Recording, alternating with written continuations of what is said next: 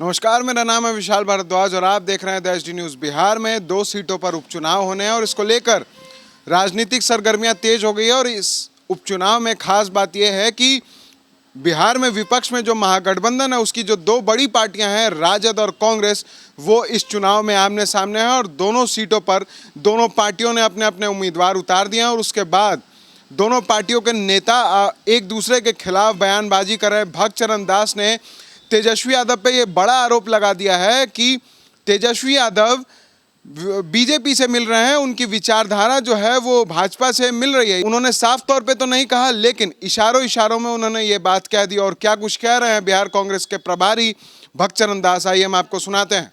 वो कल विद्रोह था 16 तारीख को, विद्रोह नहीं किया कुशेश्वर स्थान में, जो कांग्रेस का ट्रेडिशनल सीट थी, उसमें अगर आरजेडी विद्रोह कर दिया होता तो समझौता बनी रहती। वो एक में लड़ते, हम एक में लड़ते और दोनों सीट गठबंधन जीतता। अब कांग्रेस अकेले लड़ रही है और अकेले 2 सीट जीतेगी, उसकी तैयारी में हम। क्या वजह लगती है सर, आरजेडी ने जिस तरीके से साथ छोड़ा अपने पुराने एलाई का, उसके पीछे क्या आपको रणनीति या आरजेडी की क्या वजह लगती है? वो क्या सोचे, उनका तर्क है कि कुशेश्वर स्थान पिछले 5 बार से हमारे ट्रेडिशनल सीट रहा है, उसमें हम पिछले चुनाव में नहीं जीत पाए और उसमें वो जीत सकते हैं। वो हम और तुम क्यों कर रहे हैं? जब हम गठबंधन में हैं तो हमारा सीट था, हमारा सीट में कांग्रेस को भी वो जीता के उनका होता, एक जीतता तो उनका होता। अभी तो 19 उनके साथ थे ना हम। अब हम 19 विधायक को उन्होंने महत्व क्यों नहीं दिया? इसका मतलब है जिस विचारधारा से, जिस सांप्रदायिकता विरोधी विचारधारा से, सेकुलर विचारधारा से लेफ्ट आरजेडी और कांग्रेस का एक था, उस विचारधारा से आप हट गए हो। तो आपका समझौता किससे हुआ है? आप 19 विधायक का समर्थन जरूरत नहीं है तो किसका समर्थन आपको प्राप्त है? सरकार बनाओगे तो हमारा 19 का समर्थन चाहिए था ना, एक जीतता तो 20 आपका होता ना। तो आप ऐसा क्यों किया? इसके पीछे कोई राजनीतिक चाल जरूर है, इसमें कोई एक है जो आप खुल कर नहीं कह पा रहे हो। अब चुनाव के बाद कोई आपका साजिश हो सकता है कि आप उनके साथ जाओगे। जिस ताकत के खिलाफ हम सब लोग एक हुए थे, उस शक्ति के साथ आप जाने वाले हो, यह स्पष्ट होता है। आपका इशारा बीजेपी की तरफ है कि आरजेडी बीजेपी से हाथ मिला सकती है या पर्दे के पीछे बातचीत करने की वजह से? मेरा सवाल फंडामेंटल है कि मेरा 19 एमएलए को आपने जब जरूरत नहीं है तो किसका जरूरत आपको है? ये तो चुनाव राजनीति गणित की बात है। तो और दूसरा किसका तो होगा, वो कौन हो सकता है?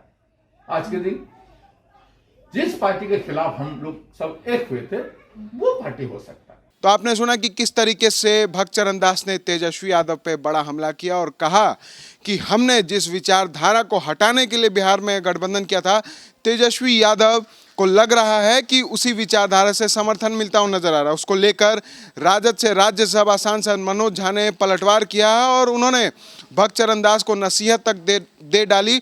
उन्होंने कहा कि भक्तचरण दास को कमरे में बैठना नहीं चाहिए, उनको बाहर निकलकर बिहार के सामाजिक और राजनीतिक मायने देखने चाहिए और उसके बाद निर्देश जारी करने चाहिए। और क्या कुछ कह रहे हैं राज्यसभा सांसद मनोज झा, हम आपको सुनाते हैं। इंटरव्यू आप ही के यहाँ गया, वो हास्यास्पद और दुर्भाग्यपूर्ण दोनों है। हास्यास्पद और दुर्भाग्यपूर्ण इसलिए कि उनको ना बिहार के सामाजिक आर्थिक परिस्थिति की समझ है, ना यहाँ के राजनीतिक इतिहास की समझ है, ना लालू जी और राष्ट्रीय जनता दल की कुर्बानियों की समझ है। ऐसे कोई टिप्पणी फूहर ढंग से कर दे जिसको इस बात का अंदाज़ा ना हो कि हमने कितनी लड़ाइयाँ लड़ी हैं और किस प्रकार की प्रताड़नाएँ झेली हैं, तब उस पर आप ये टिप्पणी अपने लोगों से पूछिए। प्रभारी होने से पहले आपको संभवतः किसी ने ब्रीफ भी नहीं किया कि क्यों परेशान थे तेजस्वी जी की एक एक मीटिंग के लिए, क्या क्या परिस्थितियाँ थी कि वो परेशानी बेबसी में कहते थे एक मीटिंग रख दो, एक मीटिंग रख दो। आपको इस प्रकार के जन उभार की समझ होनी चाहिए, अन्यथा प्रभार लेने का मतलब ये नहीं है कि आप उस पार्टी की लुटिया डुबो दें। हाँ, एक बात ज़रूर कहूँगा कि अगर बातचीत हो तो ये भी ध्यान रहना चाहिए, भक्तचरण दास जी, आपके कई मुख्यमंत्री थे, लेकिन गिरफ्तारी आडवाणी जी के रथ यात्रा के दौरान बिहार में लालू जी ने की थी। हिम्मत क्यों नहीं थी? जज्बा क्यों नहीं था? तेवर क्यों नहीं था? हम पर टिप्पणी करने से पहले आईना सामने रखिए। और रही बात गठबंधन धर्म की, हमसे ज़्यादा किसी ने नहीं निभाया है। सुख में भी रहे हैं कांग्रेस के साथ, दुख में भी, दुख में ज़्यादा रहे हैं।